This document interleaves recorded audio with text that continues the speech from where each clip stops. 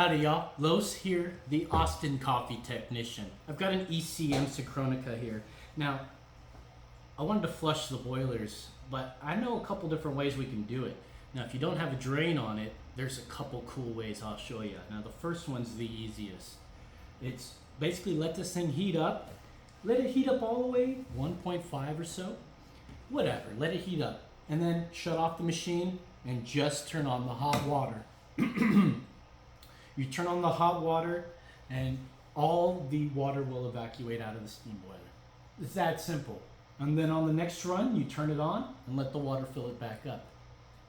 Now let's say you're to a point where you need to empty that boiler because you need to get to the element and you want to replace it. Well, you can't turn it on to heat it up. So which other method can we do now?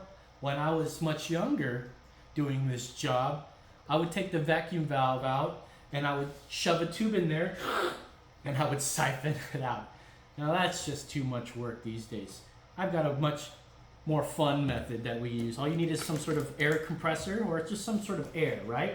And it's essentially the same exact method as heating it up, except instead of the heat pressurizing, we'll just use the air to pressurize it. So in order to do this, you turn on both valves and you let it rip into this one. Now you don't want to exceed the pressure because it's going to overpressure up here and the overpressure valve is going to go off. But here we go. Check it out. You allow that pressure to go a little bit, and if you're good enough, you can actually get this valve to close. Let's see. There we go. And now what's going on is that it's emptying out.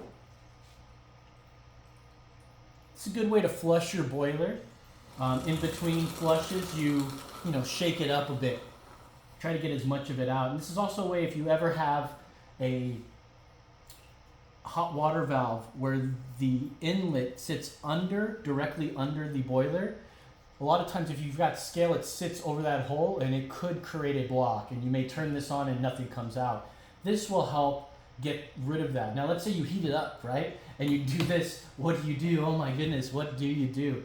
Well, you gotta let all the pressure out because we've got to clear what's going on there. Now one way that I've done it is actually blow air this way. Now you gotta do this all completely cold or at least not pressurized. And what you'll do is you'll essentially just blow air up and try to push out whatever's blocking that hole, and then you try this whole process again. And no doubt you'll be able to clear out that scale, no problem.